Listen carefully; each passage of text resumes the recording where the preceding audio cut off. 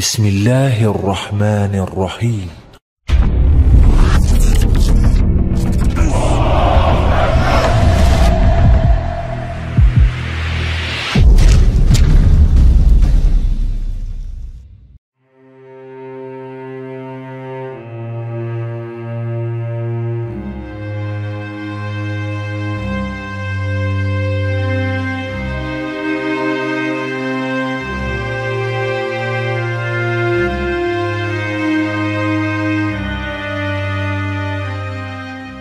Pada kesempatan kali ini, saya akan menyampaikan sejarah mengenai kitab Ibrani atau yang biasa dikenal dengan Tanakh.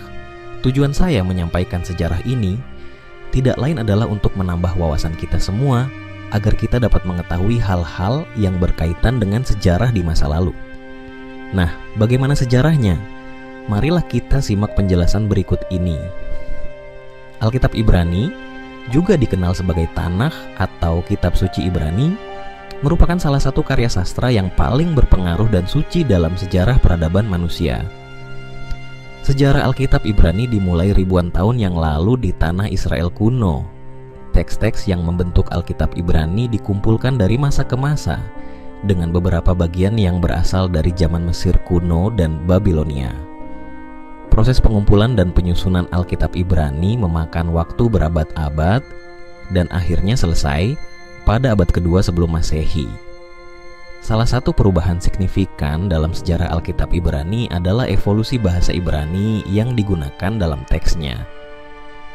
Dalam artikel yang diterbitkan oleh Biblical Archaeology, disebutkan bahwa bahasa Ibrani Alkitab mengalami perubahan seiring waktu. Awalnya, bahasa yang digunakan adalah bahasa Ibrani kuno, yang kemudian berkembang menjadi bahasa Ibrani klasik pada masa kerajaan Israel dan kerajaan Yehuda.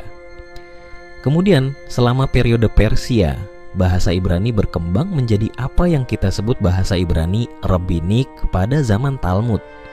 Perubahan bahasa ini mencerminkan perkembangan budaya dan perubahan sosial yang terjadi di dalam masyarakat Yahudi.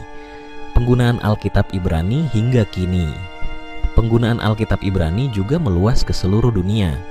Seiring dengan diaspora Yahudi ke berbagai belahan bumi, Alkitab Ibrani diwariskan dari generasi ke generasi sebagai sumber ajaran agama dan identitas budaya.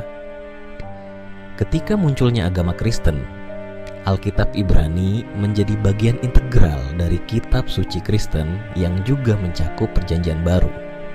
Hingga saat ini, Alkitab Ibrani terus digunakan dan dihormati oleh umat Yahudi di seluruh dunia. Ia menjadi pijakan untuk pemahaman mereka tentang agama, moralitas, dan sejarah mereka sendiri. Lebih dari sekadar teks suci, Alkitab ini mengandung hikmah, cerita dan ajaran yang memberikan petunjuk dan inspirasi bagi jutaan orang. Sebagai salah satu kitab suci terpenting dalam sejarah, Alkitab Ibrani juga menjadi objek studi akademik yang mendalam. Para ahli agama, sejarawan, dan arkeolog terus melakukan penelitian dan penafsiran terhadap teks ini untuk memahami konteks sejarahnya, kebenaran historis, dan makna teologisnya. Dalam sebuah artikel di Britannica diungkapkan bahwa Alkitab Ibrani juga memiliki dampak budaya yang signifikan di luar komunitas agama. Karya sastra ini memengaruhi seni, musik, sastra, dan berbagai bidang kehidupan lainnya di berbagai budaya di seluruh dunia. Sebuah laporan dari PBS Frontline juga menjelaskan betapa pentingnya Alkitab Ibrani dalam membentuk sejarah agama dan masyarakat manusia.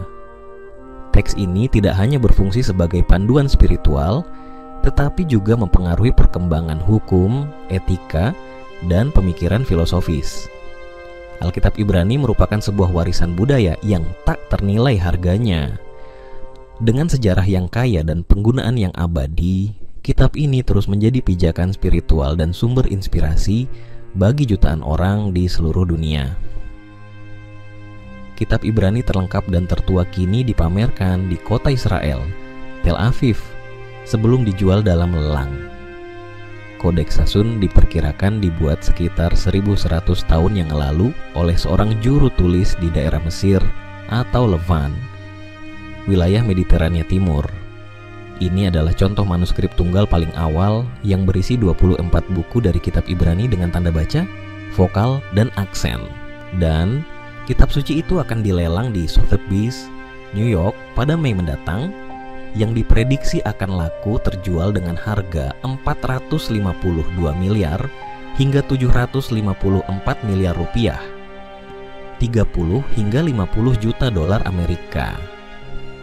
Penjualan kitab itu bisa menciptakan rekor dunia menjadi dokumen sejarah termahal jika melebihi harga 652 miliar rupiah, 43,2 juta dolar Amerika Serikat, yang dibayarkan 2 tahun lalu untuk salinan Konstitusi Amerika Serikat edisi pertama yang langka.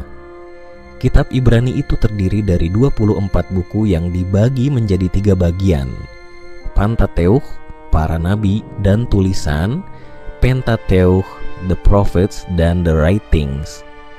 Pemeluk agama Kristen menyebutnya sebagai Perjanjian Lama. Teks kitab Ibrani terus mengalami perubahan hingga awal abad pertengahan, ketika para ahli kitab Yahudi yang dikenal sebagai Masoret mulai membuat sebuah kumpulan catatan yang menstandarisasikannya.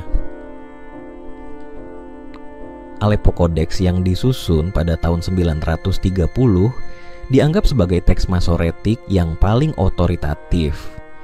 Namun, kerusakan akibat sebuah kebakaran di kota Aleppo, Suriah, pada 1947 membuat hanya 295 dari 487 halaman asli yang mampu bertahan hingga hari ini.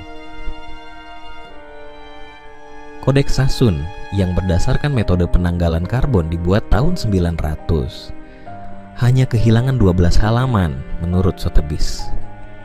Itu menunjukkan ke kita, untuk pertama kalinya sebuah buku yang hampir lengkap dari kitab Ibrani muncul dengan huruf vokal, kantilasi, tanda nyanyian, dan catatan di bagian bawah yang memberitahu bagaimana teks yang benar harus ditulis. Kata Sharon Mintz, spesialis artefak Yahudi senior di rumah lelang, kepada kantor berita AFP. Merujuk pada anotasi dan inskripsi selama berabad-abad, manuskrip itu dijual oleh seorang pria bernama Khalaf ben Abraham kepada Ishak ben Yehezkiel al-Attar, yang kemudian mewariskan kepemilikan kepada kedua putranya, Yehezkiel dan Maimon. Pada abad ke-13, kitab itu kemudian didedikasikan ke sebuah sinagoga di Makisin, timur Laut Suriah.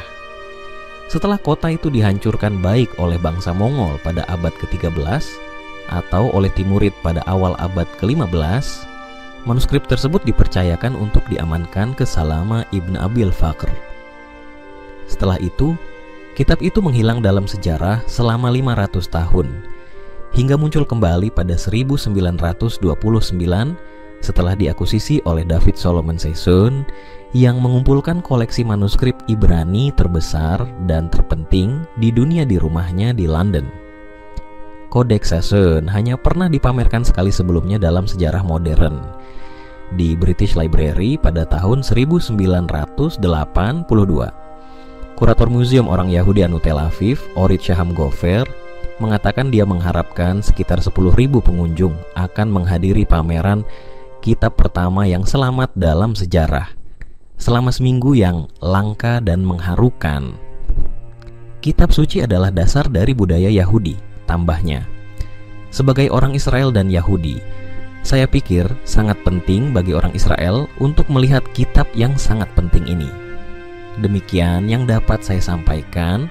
Semoga yang sedikit ini dapat bermanfaat dan dapat menambah wawasan kita semua. Karena tujuan saya menyampaikan sejarah ini tidak lain adalah untuk menambah wawasan kita semua.